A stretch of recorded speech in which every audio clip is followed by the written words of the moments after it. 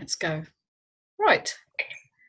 Hello, everyone. Patricia Worby, Alchemy Therapies here, and delighted to welcome back my friend and colleague, Jane Lumley. And we're going to raise the subject today of the current medical model and how we have a disease system, not a health system. Now, that might sound quite a radical notion. So I want to introduce some of the reasons why I believe that's so.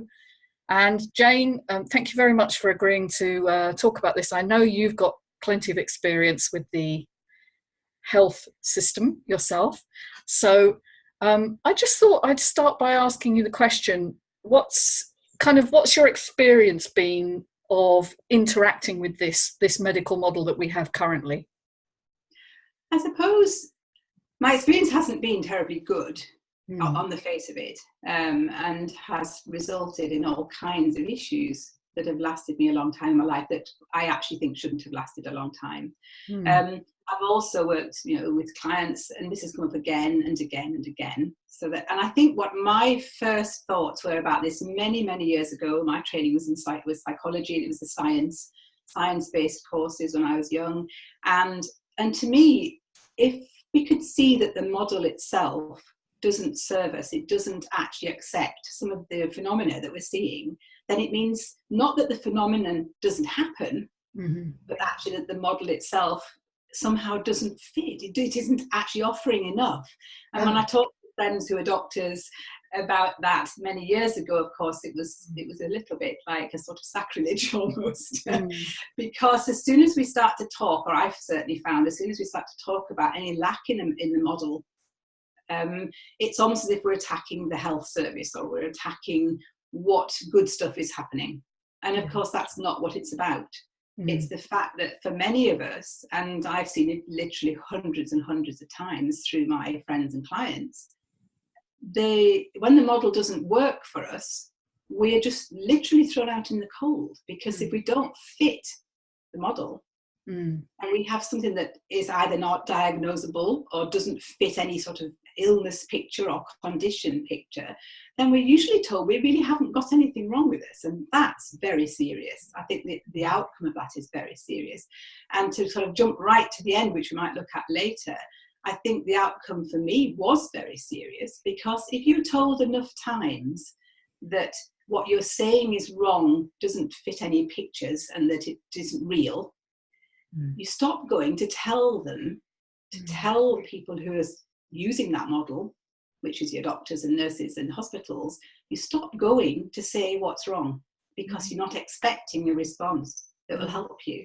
And that's definitely where I ended up. So when you start telling people, and there isn't really anyone else, or you can't necessarily afford to see other people who, in the alternative field, well, of course, what can happen is things are actually missed.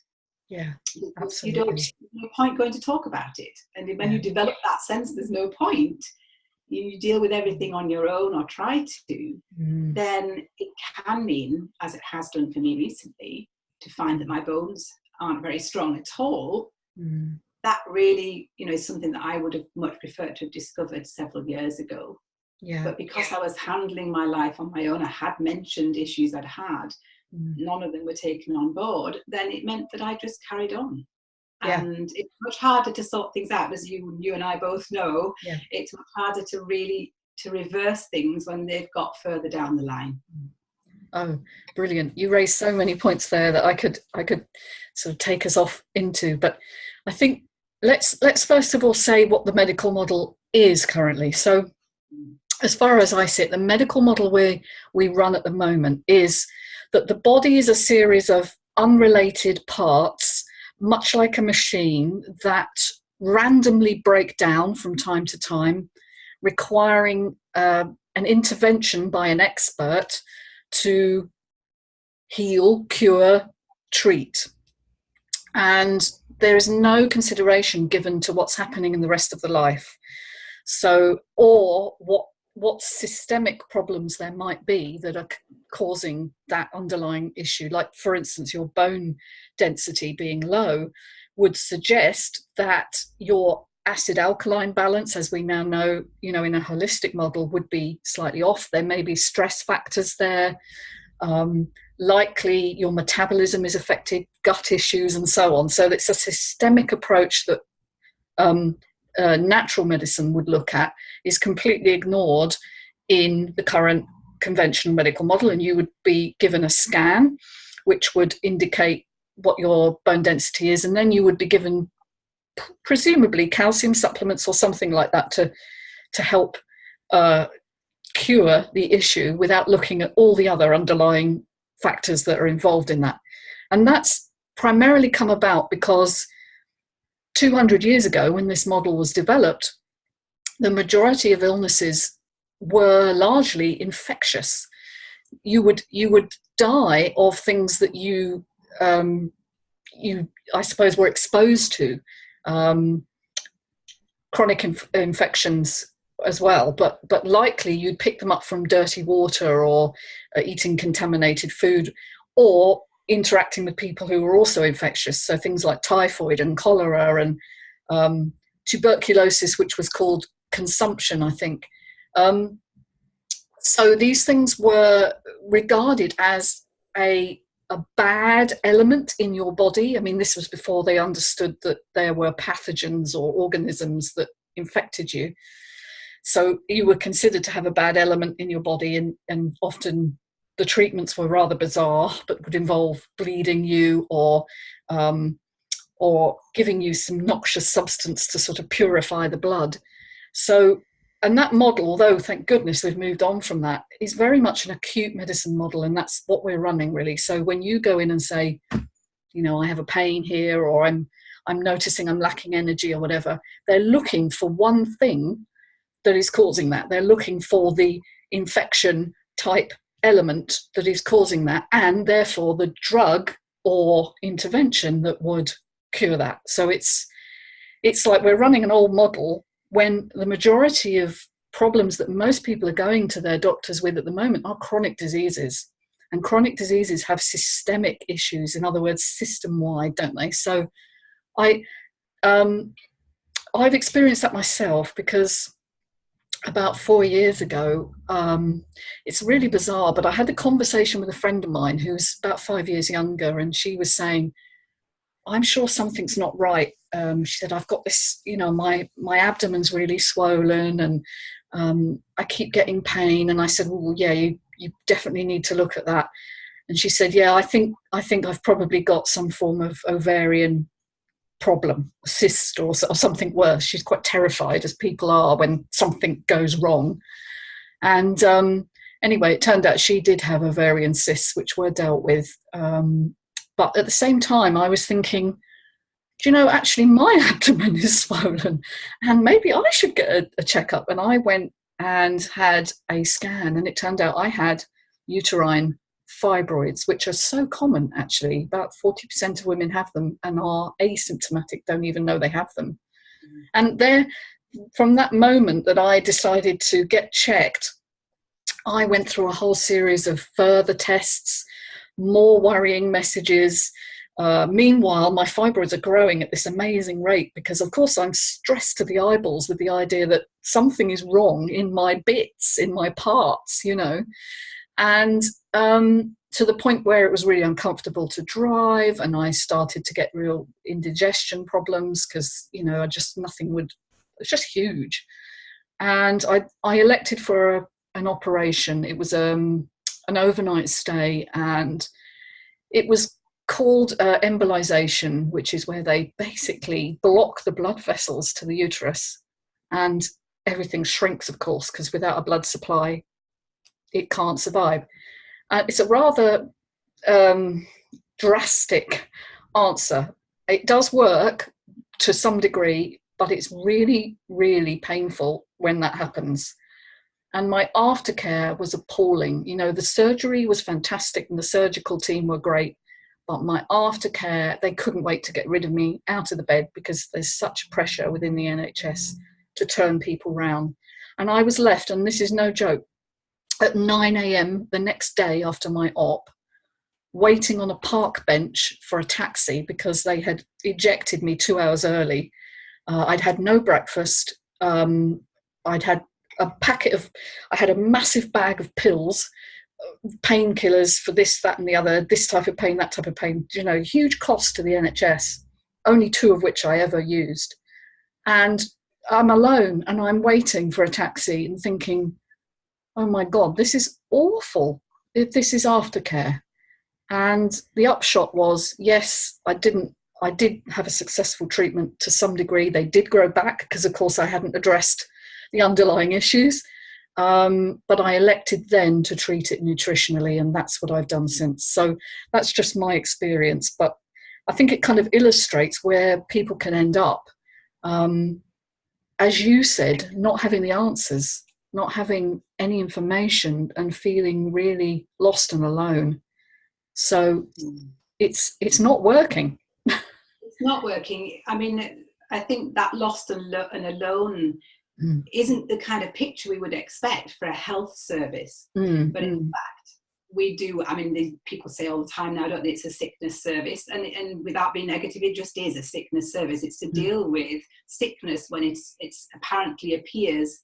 And for many people, up until a few years ago, it was still thought to appear out of the blue, wasn't it? I mean, sort of cancer descended on you and you suddenly had something. And, you know, as we've already mentioned before in our conversations, you know, it's well known that whatever that is appearing in your body many, many years before it actually is diagnosed. And I think the classic one now is the whole gamut of brain issues. So that the dementias and the Parkinson's and the diseases that are called diseases, I have to say that I go along with the chap whose name I can't remember, I'll look him up for next time, who's writing a wonderful book that's Alzheimer's Isn't a Disease. And he's an 80-odd-year-old doctor who spent a lifetime looking at this. And I'm fascinated by this idea because there's more and more research showing that, in fact, we don't need to be getting Alzheimer's. In fact, it's probably not doing us any service calling it something like Alzheimer's, because, again, it's labelling something that we're going to get as if it just appears. And it doesn't just appear. 30 years before Alzheimer's is diagnosed, there are signs in someone's behaviour and their memory and their brain showing that they're going down that sort of path. And we can divert ourselves off that path by doing things like you just mentioned there, like doing nutritional work and actually changing how we live. And we don't need to end up being in those situations. But our medical model waits until someone has enough symptoms to be counted, to be able to be diagnosed as having something. So they've now got this disease, they're an Alzheimer's patient. And it's not too late. I don't believe that. I think there's a lot of evidence showing that it's not too late, even when we get to that stage. But it's terribly sad for someone to get into that stage, especially when the majority don't have any other help at that point. There is no treatment that's known. They've been researching for years and years within this medical model to find a drug to treat Alzheimer's, and they haven't found anything. So that we know that, in fact, we have to do it a different way. And I think that's a huge pressure, which I find very positive. It's a real pressure now to change the model, to actually add things in, to make it different, so that we don't just all wait till we get to a certain age. I think illnesses. You raised at the beginning the idea that when something doesn't fit the model, you either say, well, it doesn't exist then, you know, or you change the model. And I think Alzheimer's is a great example of that, because up to now we have said, yes, Alzheimer's is this random disease that strikes you. It tends to strike you as you age, and therefore it's a normal part of aging, which I want to refute.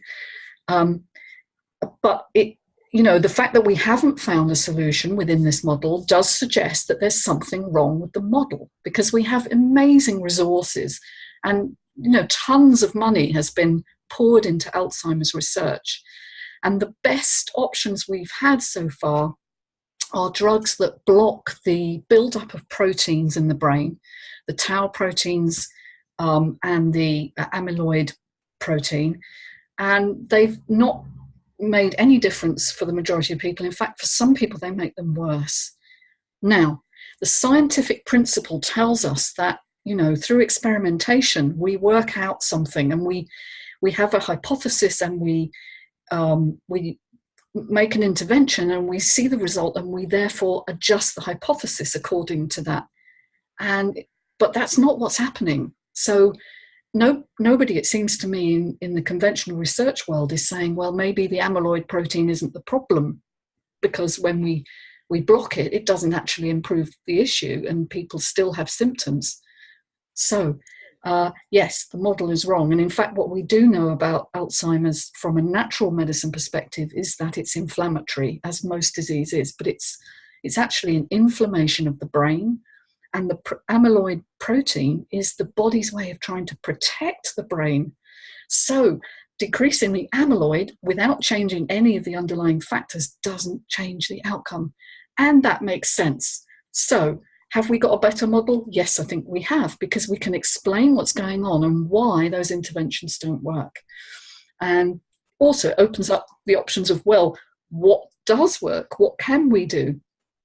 And there is so much we can do to help people avoid and prevent those sorts of diseases happening later on, at our age group, and even later in life. As you said, it's never too late. You can intervene. So it's wonderful. And we can intervene in what are simple, not necessarily easy ways. When we ask people to make a change, and when we make changes for ourselves, they aren't always, they're not always easy to do, but they are actually quite simple changes. So if our brain's protecting itself, which I know that a lot of the evidence is now showing that amyloid plaque, as it's often called, is there to protect the brain, perhaps from the toxic overload of the things that are getting into the brain that don't do the brain any good at all. So if we look at what we're doing in our lives that are inviting those things into our bodies, and I use that deliberately because if we eat food, we are inviting whatever is in that food into our bodies. We're saying, here we go, I'm going to take this food into me. This it's not just fuel. We all know that. So that when I suggest to people, for example, I have done for many, many years, from well before it became the thing people were talking about, but I knew that we shouldn't be eating willingly chemicals in our body that when we didn't know what they would do. And we don't know long term what a lot of these chemicals out there actually do to us. But the logic would be, I used to say to people, if you've got a bottle in your house that's got a skull and crossbones on it, please get rid of it. Deal with it safely, but don't have it in your cupboard. Why would you have something in your cupboard that is so dangerous that it has to be marked in that way? Toxic. And it's toxic, and we don't want toxic things in our environment. So it's not only what we're eating, it's what we're spraying in our homes, it's what we're wiping our surfaces with.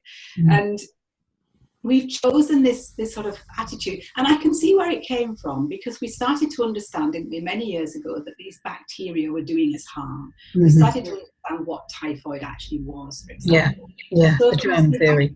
Developed an understanding that germ theory was incredibly useful. So again, a model was developed. But of course, that model is now actually very outdated, because we now understand, and we could go into this with another time, I'm sure, to talk about all these germs that are actually us. They are actually probably more germ, if you want to call it that, than we are humans. So we're now understanding that in a different way. It's not all about killing bacteria anymore, because we really need those bacteria. And I know we want to perhaps talk about it another time. But I think there's another side to all of this, that when I talked about us not in a way feeling we can share what's happening with us, because with officialdom, because it wasn't just that nobody could help, and it's still happening to many people now.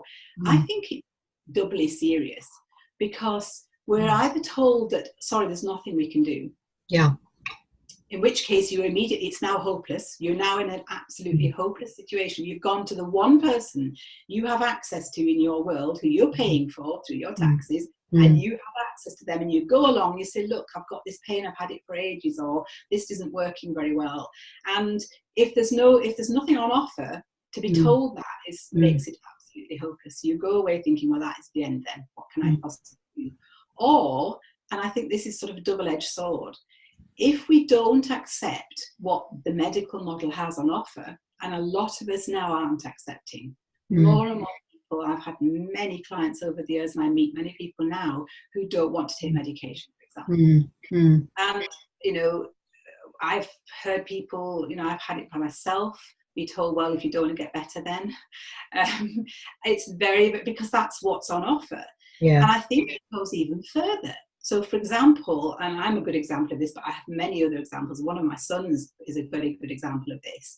He broke his collarbone very badly in a cycling accident up in the mountains, and he refused painkillers at the hospital because he'd grown up with me and we'd spent our lives discussing all of this, and I didn't take painkillers, not because I was saying none of them should, but because we knew that painkillers didn't just go to the site of the pain and stop the pain in that one little bit of the body. They have an effect absolutely everywhere, and that's just pure logic that they have to. And so he made his own mind up at that age he said, I don't want painkillers. He knew that the pain was there to tell him something had gone really quite badly wrong, that he'd hurt himself. Yeah. And he wanted to know what that was and what was really happening. But because he didn't accept painkillers, he wasn't treated in the way that he should have been treated. Yeah. And it turned out much later, he had a really serious break of the collarbone. He wasn't treated like that at all. He had bits of bone grinding together as he moved.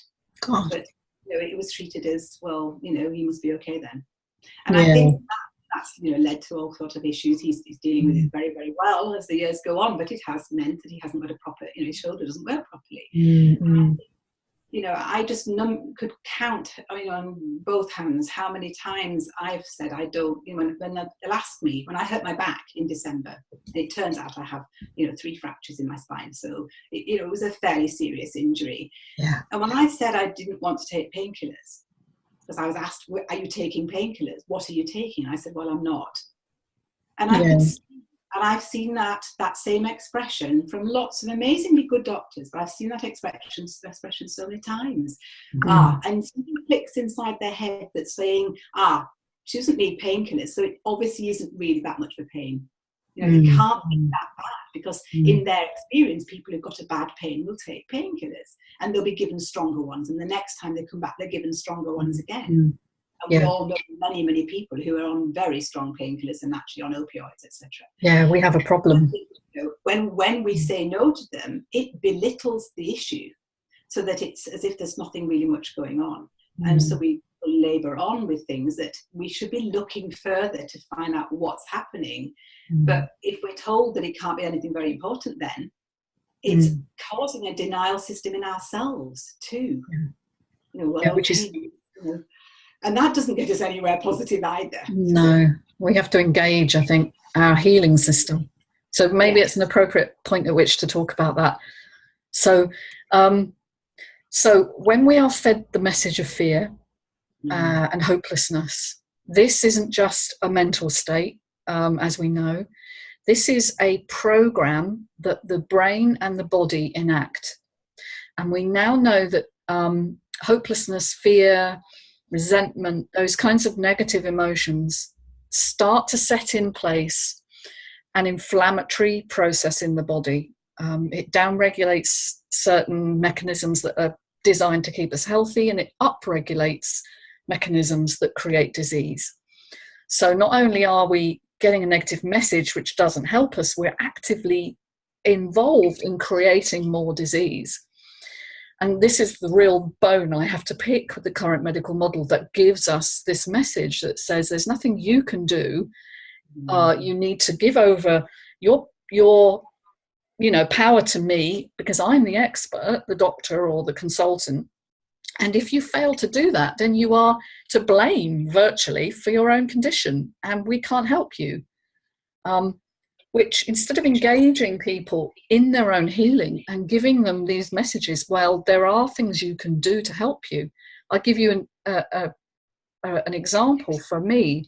Was when I finally went back to the doctor after my op, and I said, are there any things I can be eating that will help my fibroid not to regrow? And the answer was, no, there's nothing. Diet doesn't affect it. Okay. This is painfully not the case. Okay. Painfully, because it's taken me years to learn through various things that I've done since then that I don't, I have gut issues. I'm not digesting well. I have a leaky gut. I'm not digesting protein. And protein, if you look at a fibroid tumor, because it's a lump, It's largely protein. And the body, in its intelligence, has got excess protein that it can't get rid of through the normal systems. Your kidneys are running low. And so it has to put the protein somewhere. And in a woman, your womb, at least, is designed to expand. So it's an intelligent response. It says, I'll dump the protein here, because much better it dumps it there than in your blood vessels, which is cardiovascular disease, or in your brain, which is Alzheimer's. So you begin to see that the body is intelligent. The whole system is intelligent. It's not trying to hurt you. It's trying to do the best it can with the message it's getting. And the message it's getting is, I don't know what I'm doing. I'm just eating what I've always eaten. That was me. I thought I had a healthy diet, but it turns out it wasn't quite right for me, because I had certain nutritional deficiencies which weren't addressed. And now that they are, I'm not going to tell you my life is perfect and I'm in great health. There are some issues still. And, we're getting real here, folks. We're not going to be like all the gurus on the internet saying, I juice 16 times a day and I'm down the gym and life is brilliant. And there are still issues, but I have a handle on them. I think I'm learning as I go, and I'm getting better at refining what I do and how I eat and how I live. You mentioned that, how you live, how the life is lived. So I'm no longer dependent on the doctor's, treatment. I can say, well, I'm dealing with it myself. I'll come to you if I need intervention and if what I do doesn't work. But, I trust myself a lot more to be able to reverse this, and touch wood, nothing so far, no recurrence. That's great. And that you brought up the idea of trusting yourself. And that is, isn't it? That's the antithesis of sense of hopelessness and helplessness. Yes. I mean, when I was first studying psychology, and I used to teach psychology, I loved teaching Hans Seligman's work on learned helplessness. And it made sense to students way back then. And I think he did his work in the 50s. I can't remember the date of his actual research now, but learned helplessness holds true right now. It's a really helpful way of looking at how we live our lives. And if we keep getting that message that whatever we do doesn't make any difference, then we become helpless. And that helplessness, there's no doubt whatsoever, it leads to depression. Yeah. And to anxiety, and it leads to chronic illness. Because our system, as you described before, we end up with inflammatory problems in the body. And I can remember when I was studying at university, one of my years, I did what was considered first year of medical school, and it was all the systems of the body. And I can remember getting to the end of the year, I'd done all this incredible genetics. I loved it. It's wonderful learning about genetics as it stood then, and, the biochemical systems and so on. And I remember asking at a seminar, a very eminent doctor at the time, so when do we bring all this together? In my innocence, when do we look at the whole system and how these interact? And he just stood and looked at me as if I was a very stupid student. And I came to realize that they didn't do that. And I didn't want to do medicine, but I discovered from my colleagues and friends then who did, they didn't do that next bit that seemed so absolutely logical, that you would then want to see what the interplay was between all of these systems. And that isn't how it was taught. I mean, I don't know how they teach it now, but I get this impression that it's a similar idea, that we need to know how all these systems work. But what's really important to all of us on a day-to-day basis is what's happening, how much are they talking to each other, how much are we listening to what those different systems are telling us as well. The interplay. And I think that's why I'm loving learning more and more about the brain and neurogenesis. And I have a little pact with myself at the moment, because I've noticed over the last few years changes in my brain. And when I was actually quite ill, and I had injuries a while ago, there's no doubt when you're feeling vulnerable like that, your mind starts to play these games of, well, I'm getting older. Is this the way I'm heading? Is it already happening? And what's happened is I've taken control again and really, worked with myself over the last few years. The joyful part of it is that whatever my brain, what it's struggling with, I am working with now. So for example, I decided I'm going to learn a quote every day because I realised I don't have the memory I used to have. You know? Yeah. So I'm now learning a different quote, something that I find in the literature I'm reading that fascinates me. I think, oh, that's really interesting. And I'm learning that. Now, that's only using one part or several parts of my brain. So I need to be doing, that's one of the things that I've been learning about recently, is that we need all those different aspects, don't we? So that using the mental and the verbal part of my brain is wonderful. I also want to be using all the other parts of my brain, the motor cortex and so on. So I'm actually putting it all together because I want all those parts of the brain to talk to themselves. And I think the take home for me from all of this is to go back to the meditation that I used to do. And I'm now meditating twice a day. And I can honestly say I said for several years I don't have time anymore, and I stopped doing it. From an hour in the morning, an hour at night, to 45 minutes, to 40 minutes, to 20 minutes, until in the end I decided that I didn't have time for it at all.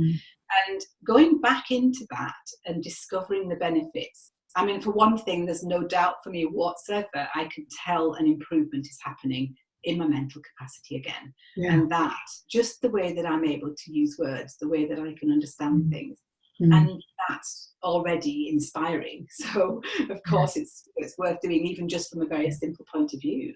But it's means my brain's not crowded all the time, because it's not only our brain, is it? It's our whole life is crowded with all the messages, all the information, all the down ideas, all the you can't do that, and all the beliefs that are saying I can't do it anyway because I'm hopeless, and all of those different aspects of life that mean we live a very busy life. And I mean busy in a different way than just because I've got lots to do today, but that busyness that everybody describes now, which ends up being described as stress, doesn't it? When busyness gets too big and too busy, it becomes what we call stress. And I think we spent many years, which is shifting now at last, we spent many years treating the stress thing as the problem. And in fact, we're now stepping behind it, aren't we? We're now going back a few steps behind the stress and saying, so where is this coming from? Yeah, what's driving us to live lives that are so full that they're too busy to even be able to take time to enjoy the things that you do and the relationships you have, and I think social media has a lot to play in that, but it makes us accessible the whole time. We have to justify our existence and whether we're happy, and presenting ourselves to the world as, being acceptable. And I think it comes back to, let's say it comes back to beliefs and conflicts within the self about who we are and what we're here to do. And then that's another subject, but we want to kind of prove ourselves. And we have this internal dynamic that says, unless I am busy or I work hard, I'm not anything. I'm not worthy of love or consideration. And so this drives us, and it certainly drove me. At the time I got the fibroid, I haven't mentioned this, but I think it's relevant, is I was in a job where I was a health researcher, and I was working for a university primary health care unit, which, on the surface is a really fantastic thing to do. And it chimed with my value systems, which are about education and health. But the reality is you are doing work that is routine. It's very structured. It's full of stress because things don't happen as they're supposed to. Funding doesn't come at the right time. You have to organize with so many different organizations to everything to work at the same moment. It was incredibly hard. And I was not particularly high up in the organization, so I was regarded as a fairly menial worker. And the one thing I know through looking at my own value systems is that I need to be involved in something I'm passionate about, but also that recognizes me and my individuality. And this clearly didn't. And I think that was definitely playing into what happened to me and why I grew this thing in my body, So it's not just random events, it's how you live your life. And you've beautifully illustrated how we can intervene in that. But I think the main point I want to make to sort of summarize is that you don't have to accept that there's nothing you can do. There are always options if you know where to look. And the sad thing is, though, that our medical model is not empowering people to take charge of their own health. It's actually about managing the symptom and keeping people chronically ill. And I know that there will be a few people listening to this say, whoa, that's an extraordinary claim to make. But when you look at the profit motive for keeping people chronically ill, and I'm not saying doctors do that deliberately, because they're good people, they want to help. But the model they're operating keeps people chronically ill, because all it does is suppress the symptoms and doesn't look at the root causes. So we end up with a bankrupt system which is costing more and more and more. I know in the US they have out of control spending, and it's similar in the UK, particularly on opioid painkillers, as you mentioned earlier. We have a real issue with that. So we have a system that's creaking and about to fall over, and we really need to do something differently here. And that's partly why I wanted to encourage this dialogue with you, so that the people listening know that there are things that you can do, common interventions you can make that involve nutrition, things like sauna, hydrotherapy, I don't know, I'm sure you can think of many things that you can do. Energy work, there are so many interventions that you can make with help. Doesn't mean you have to do them all on your own, but you can step in, take charge of your health, and change the outcome of your life. And we both have people that we know at the moment who are suffering terminal illness, and it is such a sad end for people who have been told there's nothing they can do. And I just want to refute that. There is always something you can do.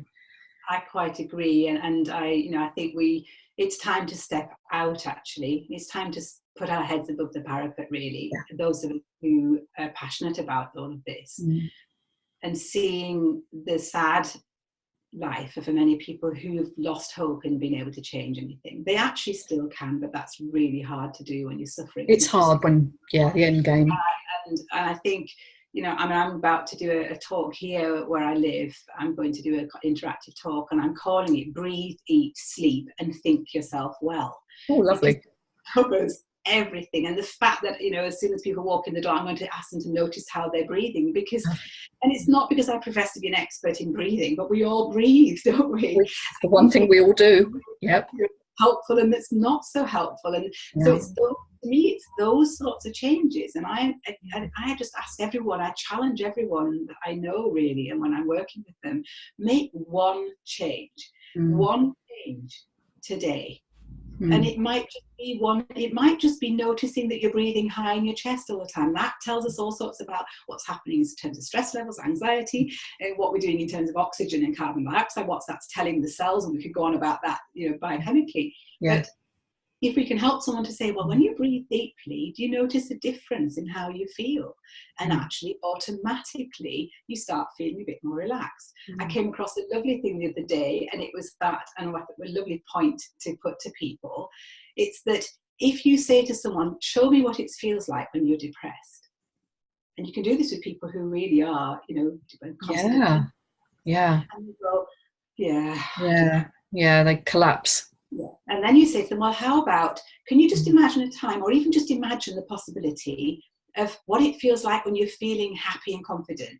And they'll go, well, like this. And then you say to them, okay, now try and show me what it's like to be depressed from that position.